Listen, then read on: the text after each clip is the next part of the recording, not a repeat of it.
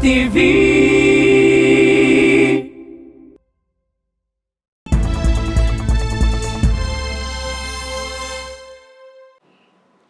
Selamat berjumpa pemirsa, kembali dalam acara Bincang-Bincang SHTV bersama saya Putri Rompas.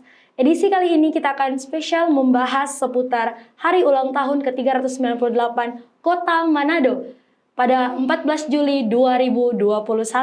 Tentunya sudah hadir bersama saya narasumber, yakni kami sebut Dr. Andes Tumbelaka, Taufik Tumbelaka, MSI. Beliau merupakan pengamat politik dan kebijakan publik Sulawesi Utara. Kita menyapa Pak Taufik. Ya, halo Pak Taufik, apa kabar? Ya, puji Tuhan sehat. Ya, baik. Beliau terima kasih sudah hadir di studio saat ini. Kita akan membahas seputar edisi hari ulang tahun ke-398 Kota Manado.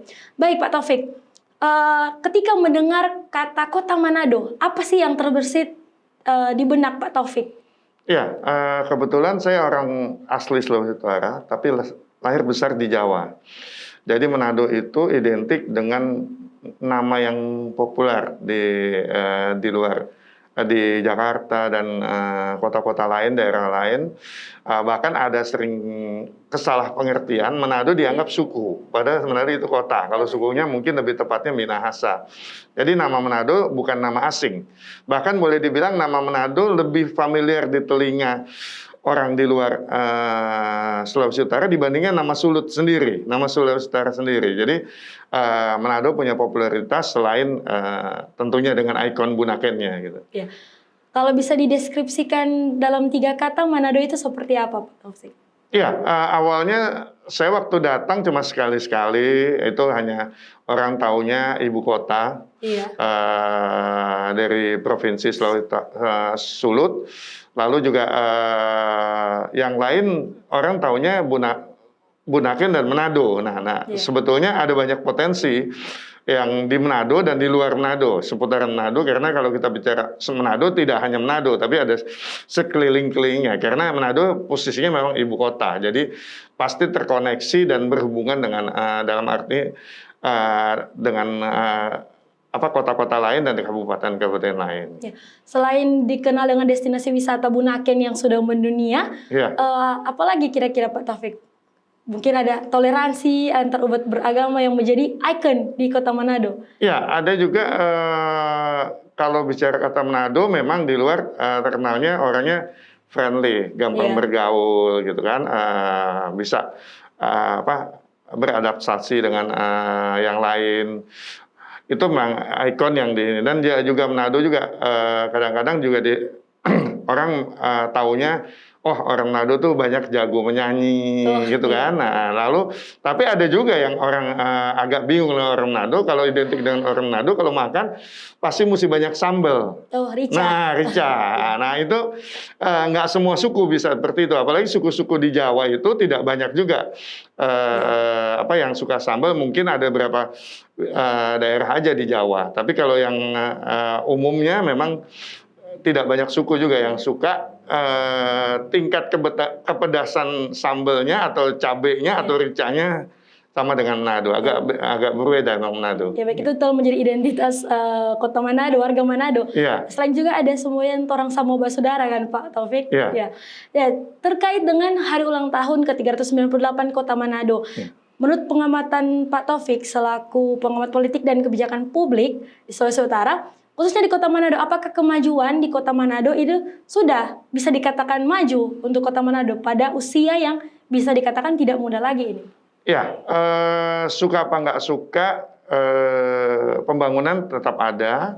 Cuma memang kita kembali dengan definisi kepembangunan itu kan perubahan sosial yang terus-menerus menuju perbaikan, tapi intensitasnya bisa berbeda dari masa ke masa. Dan itu juga akan penyebabnya ada banyak. Nah, kalau Manado, kalau saya bandingkan dulu yang saya awal-awal cuma liburan ke oma dan opa saya di sini, itu memang ada peningkatan minimal makin banyak lokasi wisata, terus ada fasilitas wisata kayak hotel dan yang lainnya, dan jalan, dan yang pasti yang paling jelas itu pertumbuhan penduduknya makin cepat. Kalau tidak salah 2-3 tahun yang lalu Manado sudah secara administrasi sudah masuk kota besar karena udah di atas 500 juta penduduk, dan itu juga otomatis membuat kota ini berbeda. Dan juga Manado itu banyak orang di luar tidak tahu bahwa Manado ini sebenarnya agak kayak Jakarta, kotanya heterogen.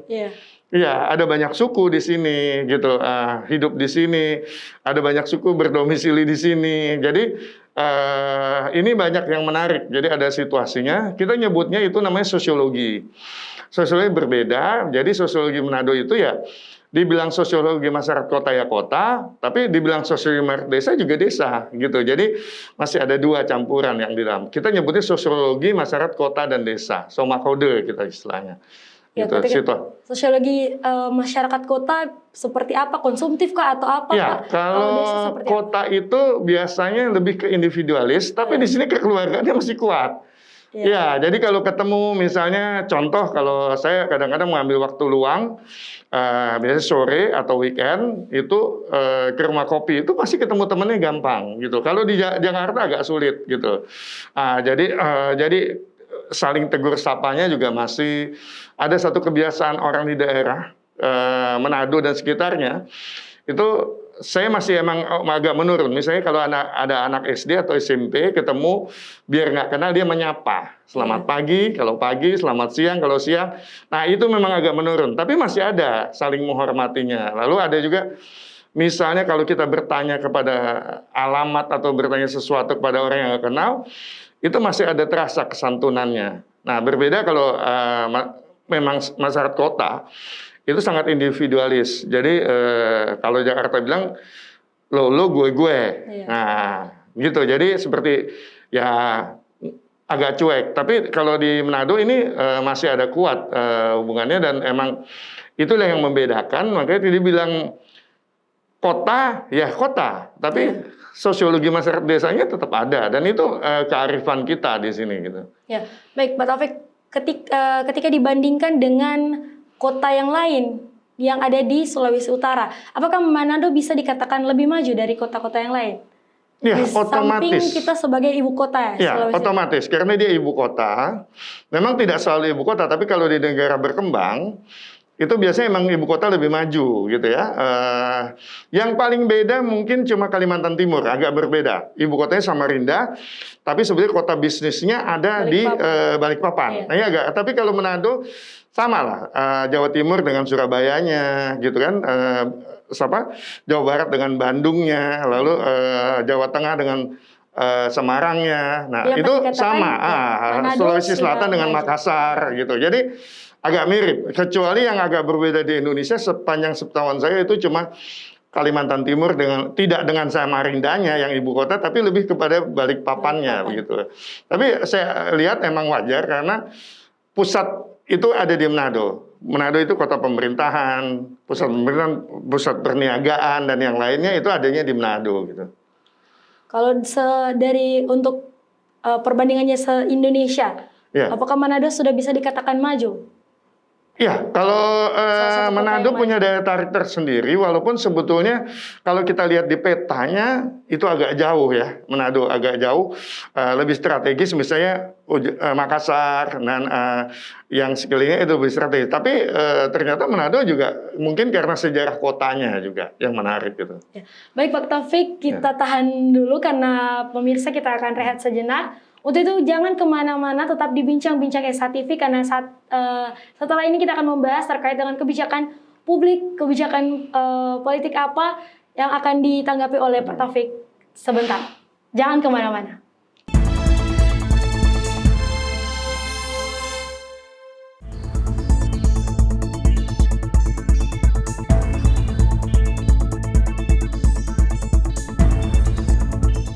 Korupsi adalah musuh kita bersama. Ibarat virus, korupsi juga tersebar di mana-mana. Wabah di seluruh penjuru menggerogoti negeri. Korupsi terjadi karena cinta materi. Tindakan korupsi seringkali melibatkan hubungan keluarga, anak, dan istri karena kebiasaan keluarga yang tidak peduli dari mana asal penghasilan sehari-hari. Karena itu, keluarga punya pengaruh besar untuk mencegah korupsi dari akar. Di balik keluarga yang terhormat, ada anggota keluarga yang hebat, yang selalu mengingatkan sumber pendapatan dan menjaga makna kebahagiaan dengan kesederhanaan. Jangan sampai terlambat hingga semuanya menjadi kiamat. Ditangkap penegak hukum, penghuni rumah tahanan bertahun-tahun tidak pulang. Melihat keluarga dari kejauhan, rasa sesal yang berkepanjangan. Karena itu, mulai cegah korupsi sejak dini dari rumah kita sendiri. Kita bisa mencegah korupsi dari keluarga kita sendiri.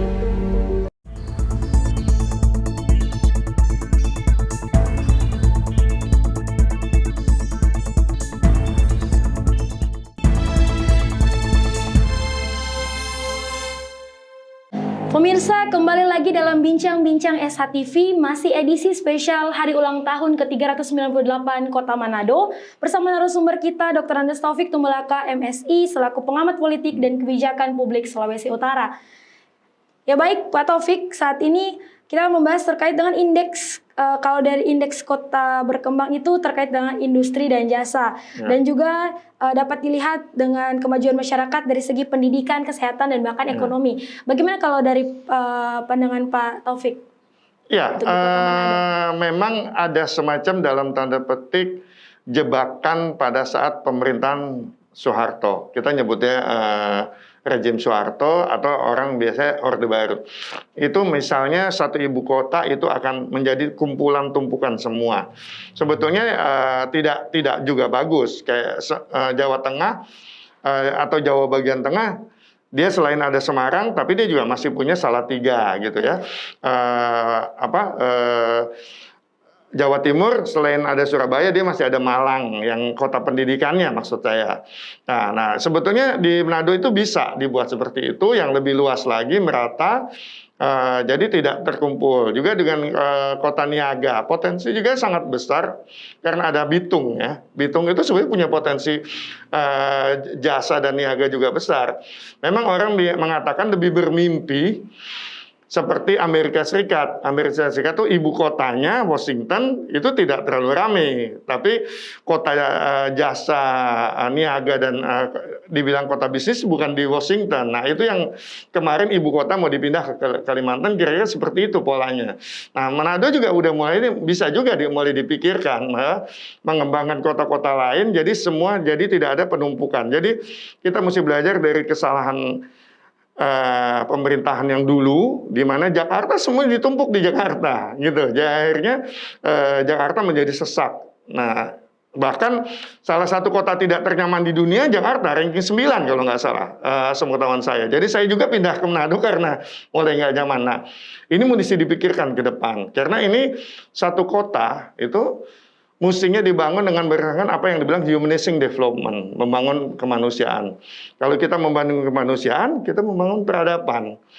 Nah, itu yang makanya menjadi tantangan ke depan konsep kotanya. Dan emang sebetulnya ada dua wilayah di Indonesia yang sebetulnya bisa dibentuk dari nol menjadi bagus. Itu pertama Batam yang lalu yang kedua yang ibu kota yang sekarang. Nah itu mudah-mudahan kita bisa jadi role model di situ, dan Manado juga diharapkan tidak menjadi beban semuanya ada di Manado gitu. Saya khawatirnya nanti Manado agak mirip kejadian kayak Jakarta. Itu yang kita khawatirkan, karena semuanya tertumpuk di Manado. Seharusnya bisa dibagi gitu, Bitung, nanti ini ada Tomohon, kita punya potensi Nusa Utara juga, kita punya potensi Bolmong, nah itu mestinya disebar gitu, potensi-potensi yang ada gitu. Kalau di Kota Manado sendiri, apakah untuk tingkat ekonominya atau pendidikan, bahkan layanan kesehatan, apakah sudah bisa menjamin kesejahteraan masyarakat di Kota Manado, atau dapat dikatakan mampu untuk memberikan kesejahteraan bagi penduduknya kalau dari pengalaman? Ya, itu bisa. Kalau pendidikan sebetulnya sejarah Sulawesi Utara, khususnya di daratan kita sebutnya Tanah Minahasa, itu kan penuh dengan orang-orang terdidik. Bahkan menurut sejarah yang saya baca, banyak sekali tenaga pendidik itu dari Manado, Minahasa, dan Sulawesi Utara itu ke daerah-daerah lain gitu. Nah itu yang banyak, makanya dokter perempuan pertama pun yang lulus TOEFL kan orang dari Sulut, kelahiran Likupang gitu. Jadi ada banyak hal yang bisa dikembangkan. Lalu begitu juga dengan potensi lain. Gitu. Di sini saya lihat agak menarik, mungkin ada strategi menjadikan Manado kota kesehatan, karena begitu banyak rumah sakit. Mungkin Manado salah satu kota yang penduduk di bawah 1 juta dengan tingkat rumah sakit tinggi. Ada berapa rumah sakit baru yang saya nggak bisa sebut namanya, selain rumah sakit RSUP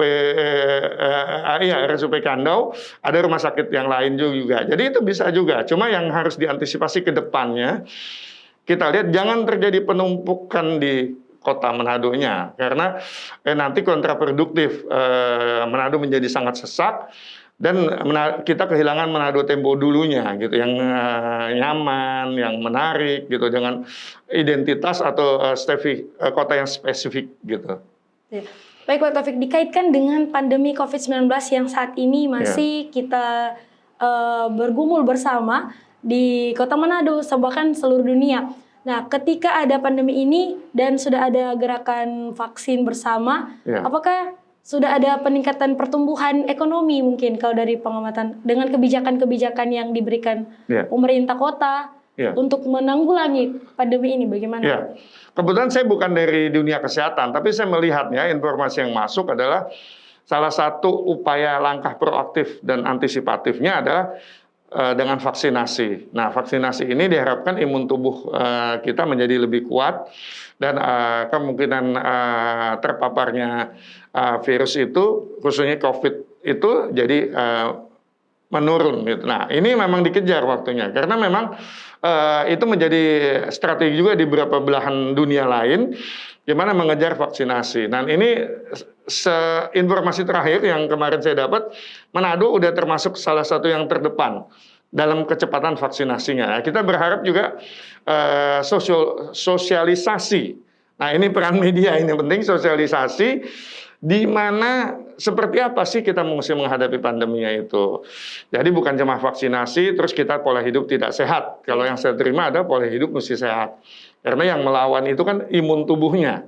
Nah, itu mungkin ke depannya juga mesti sosialisasi karena ini hubungannya dengan ini. Nah, saya juga beberapa waktu yang lalu terkaget-kaget ketika pesawat-pesawat yang masuk dari luar Manado mendarat. Untung Gubernur Sulut sudah memprotek. Jadi setiap penumpang itu akan dicek ulang. Dan ternyata kedapatan. Yang pertama 48 ya, nggak sampai 50. Yang kedua 100 lebih. Yang ternyata sudah positif. Nah, itu kan membahayakan daerah ini. Makanya sebetulnya Manado punya potensi luar biasa kalau kita menjaga betul. Jadi kalau terseleksi, jadi kepanikan dalam tanda petik di daerah lain, bukan tidak mungkin mereka akan work from home-nya dari Manado.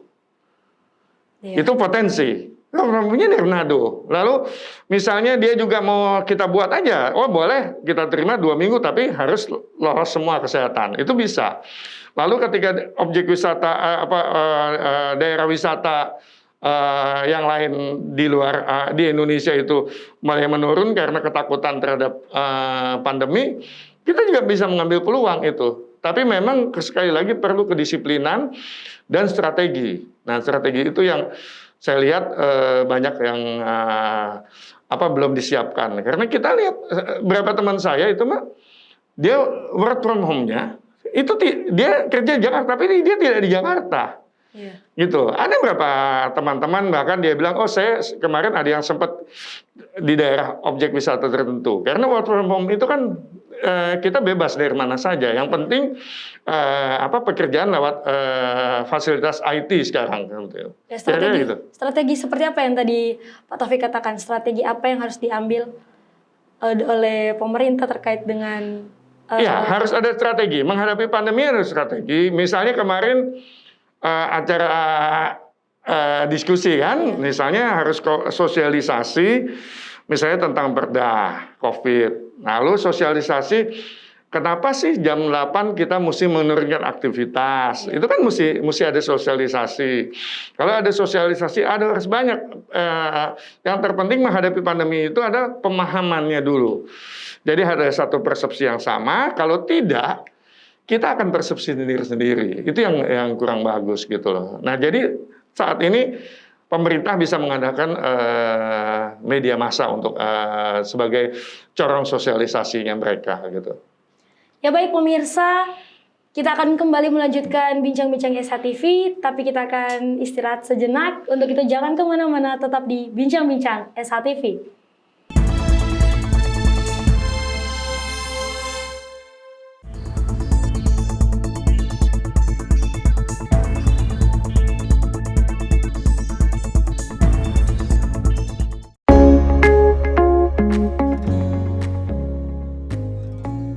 Halo teman-teman semua, Assalamualaikum. Saya Dr. Dirga Sakti Rambe, dokter spesialis penyakit dalam dan vaksinolog. Saya akan mencoba menjawab berbagai pertanyaan tentang vaksin COVID-19.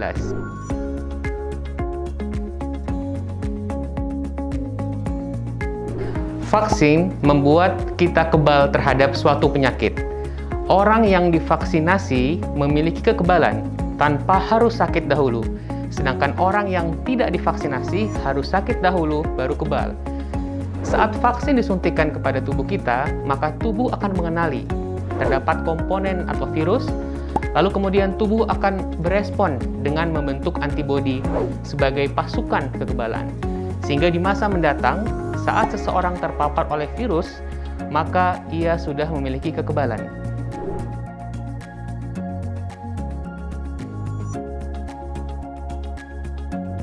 Vaksin apa saja yang telah mendapatkan izin dari BPOM, maka dapat dipastikan keamanan dan efektivitasnya.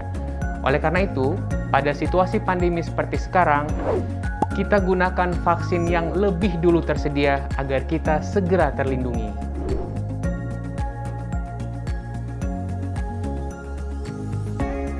Setiap jenis vaksin memiliki keunggulan masing-masing.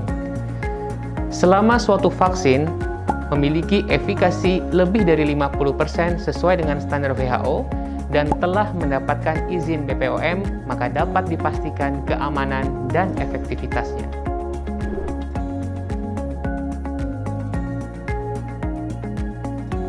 Seseorang dinyatakan lengkap tervaksinasi apabila telah menerima 2 kali suntikan dengan jeda 14 hari. Pun setelah itu, masih dibutuhkan waktu agar kekebalannya timbul. Oleh karena itu, seseorang yang telah divaksinasi tetap harus menerapkan 3M agar perlindungannya optimal.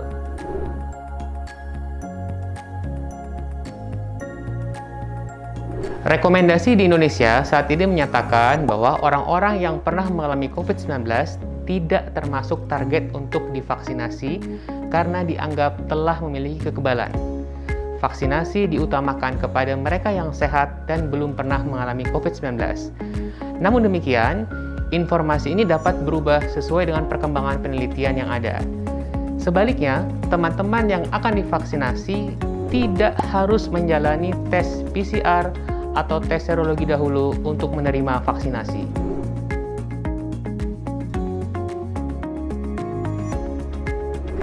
Dari penelitian diketahui bahwa efek simpang vaksin COVID-19 mayoritas bersifat reaksi lokal, seperti kemerahan atau nyeri di bekas suntikan, lalu mungkin agak sedikit pusing, ataupun demam. Ini semua adalah hal yang wajar dan tanda bahwa vaksinnya bekerja, dan ini akan hilang dalam beberapa hari. Namun teman-teman harus ingat bahwa manfaat vaksinasi jauh lebih besar daripada efek simpangnya.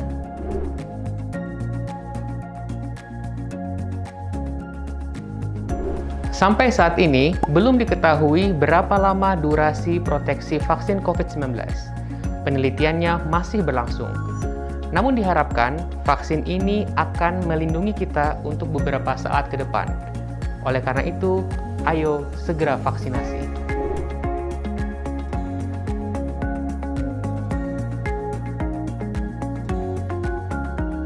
Setiap negara memiliki target prioritas vaksinasi masing-masing.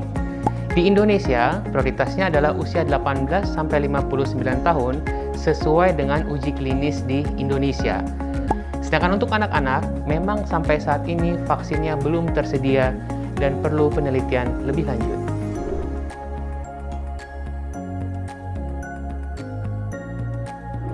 Pada kelompok masyarakat yang cakupan vaksinasinya tinggi, seseorang yang divaksinasi, selain ia terlindung, ia juga menjadi benteng pelindung bagi orang-orang di sekitarnya. Oleh karena itu, vaksinasi bukan hanya urusan pribadi, tetapi juga tanggung jawab bersama. Beberapa pertanyaan telah saya jawab. Semoga bermanfaat. Saya mengajak teman-teman semua untuk tidak ragu vaksinasi. Vaksinasi, lindungi diri, lindungi negeri. Saya, Dirga Saktirambe, pamit undur diri.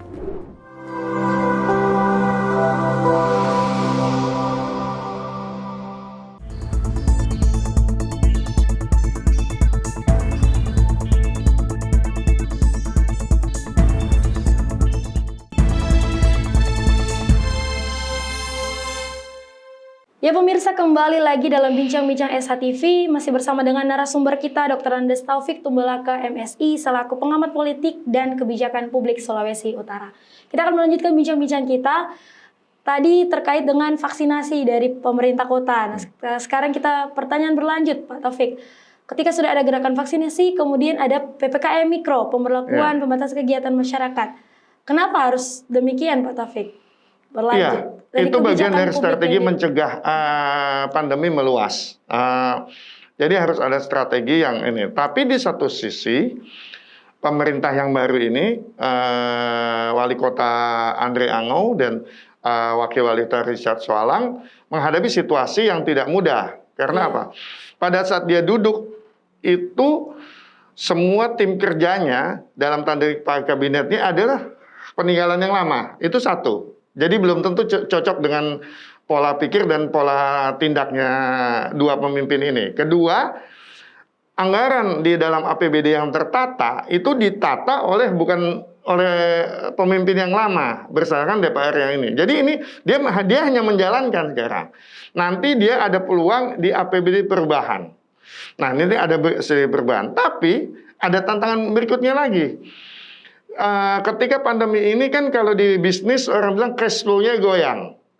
Nah, ini APBD P dan B-nya itu tidak seimbang. Jadi dia ada kesulitan dalam pendapatan asli daerah yang untuk menghidupkan. Nah, disitulah lagi nanti tantangan lagi. Gimana program yang ada itu bisa jalan. Belum lagi dua pemimpin Kota Manado yang sekarang duet ini harus menyusun untuk yang tahun depan. Nah, tahun depan memang betul full milik mereka. Nah, jadi tapi mereka juga harus melihat kemampuan keuangannya. Walaupun ada dana pen ya bisa pinjam atau dari pusat. Tapi kan itu tidak semudah itu untuk melaksanakan. Jadi kembali tantangan yang berat. Mau coba menjalan dia tidak bisa seenak-enaknya, tapi karena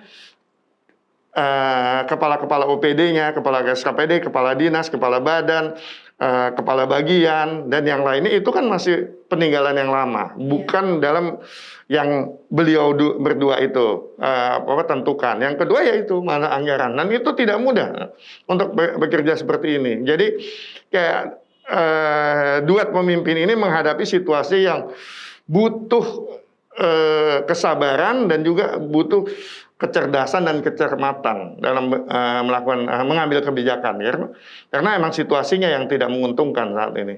Ya, baik. Dari Pak Taufik selaku pengamat politik dan kebijakan publik, mungkin ada saran kepada pemerintah kota terkait dengan kebijakan nantinya yang akan diambil mungkin. Ya, yang paling penting adalah saat ini biasanya kalau ada pemimpin baru itu berilah ketenangan kepada lingkungan kerjanya. Dalam arti ASN, pejabat pemerintah Kota Manado, beri ketenangan. Kedua, jaga biasanya pemimpin baru itu yang membuat gangguan, itu distorsi kalau saya istilahkan, itu justru ring-ring satunya yang terlalu banyak ini. Karena situasinya tidak bisa dikagetkan. Jadi duet Wali Kota Andre Angau dan Wakil Wali Kota Richard Soalang bisa mengadopsi caranya Oli Dono Kambe dan Stephen Kadok pada saat 6 tahun yang lalu. Ketika dia baru menjabat, itu betul-betul baru. Sebelumnya itu ada peninggalan dari pemimpin yang lama, Pak Sinyo Haris Sarundayan almarhum. Tapi itu teknik merangkulnya, menenangkannya, itu bisa diadopsi. bisa diadopsi. Jadi paling nggak menciptakan kenyamanan dalam bekerja, ketenangan. Jadi akibat yang positif yang akan didapat adalah dia akan dapat kinerja yang bagus. Lalu mulai pendekatan, karena tidak gampang merubah satu kebiasaan pola lama yang sebelumnya udah 10 tahun bersama pemimpin yang lama, lalu ini berganti dengan pemimpin yang beda. Pemimpin yang lama, Pak Wali Kota Pak GSWL, Pak Vicky Lumentu, itu basicnya adalah birokrat. Yang ini bukan birokrat. Pengusaha, politisi pengusaha. Jadi ada beda pasti cara ininya. Dan itu butuh adaptasi lagi. Jadi disitulah kalau saya sarankan kepada duet AARS ini, buat nyaman dulu. Rangkul satu persatu. Nanti akan terbaca karena mereka punya waktu observasi 6 bulan. Nanti 6 bulan itu mereka akan bisa melakukan titik balik evaluasinya apa, lalu akan mulai melangkah lebih nyaman lagi. Jadi kira-kira seperti itu sebetulnya. Nggak bisa dipaksakan langsung berubah. Jadi merubah sesuatu juga kayak orang yang tadinya kebiasaan pagi-pagi misalnya, kalau saya air putih panas, tapi tiba-tiba dikasih kopi apa teh, itu kan ada kejutan. Nah itu yang ditakutkan, jangan terjadi iklim yang namanya culture shock. Di dalam lingkungan kerja gitu. Ketika pemimpin sudah bersinergisme dengan baik, tentunya akan tercipta kebijakan-kebijakan yang juga mensejahterakan masyarakat. Nah, mungkin ada saran dari Pak Taufik terkait dengan kebijakan di sektor ekonomi untuk di Kota Manado. Mungkin seperti apa? Ya, itu semestinya khususnya wali kota sekarang basicnya kan juga businessman. Mestinya bisa tahu. Jadi bagaimana menghidupkan, karena info terakhir ada kesulitan di di Bapenda, itu mengenai bagaimana mendapatkan PAD dan segala macam. Nah, jadi kalau saya bilang ya ini mesti strategi yang baru. Ini kita mau lihat seperti apa yang dilakukan. Karena ini tidak mudah, situasi perekonomian kan lagi tidak bagus lah istilahnya. Jadi butuh penanganan, butuh treatment yang berbeda. Nah, ini yang menjadi tantangan semua pemimpin, bukan cuma di Manado ya. Minahasa Utara juga kan penggantian pemimpin, di Minsel, di Bitung, Tomohon, lalu di Boltim ya kalau nggak salah itu. Jadi itu harus mesti penanganannya tidak bisa memaksakan, tapi kita mesti cerdas membaca situasi. Kalau orang awam bilang jeli melihat arah angin. Jadi kita tidak bisa memaksa situasi, tapi kita kalau bisa membelokkan situasi sesuai, tapi tidak bisa dipaksa begitu. Ya. Baik pemirsa, bincang-bincang SHTV kali ini sudah berada di ujung acara. Untuk itu saya berikan kesempatan kepada Pak Taufik untuk dapat memberikan statement penutup atau apa kalimat pamungkas yang diberikan kepada pemirsa. Ya, Dirgahayu Kota Manado, kita patut mensyukuri semua. Ada satu syarat untuk melewati masa sulit ini, yaitu semangat kebersamaan. Dengan semangat kebersamaan, kita akan dapat namanya optimisme. Dari optimisme itu kita akan bisa melewati ini. Dan kita mesti yakini, karena Manado memang kita yakinin diberkati. Ya. Baik, terima kasih Pak Taufik sudah hadir di studio kali ini untuk menjadi narasumber dalam rangka edisi Hari Ulang Tahun ke Kota Manado ke-398. Sekali lagi ucapkan terima kasih kepada narasumber kita Dr. Andes Taufik Tumbelaka MSI selaku pengamat politik dan kebijakan publik Sulawesi Utara. Ya baik pemirsa, demikian bincang-bincang SHTV kali ini bersama dengan narasumber kita Dr. Andes Taufik Tumbelaka MSI selaku pengamat politik dan kebijakan publik Sulawesi Utara. Dan dengan demikian saya Putri Rompas mohon pamit undur diri dan selamat ulang tahun ke-398 Kota Manado. Ya, dan sampai berjumpa dalam bincang-bincang SHTV selanjutnya.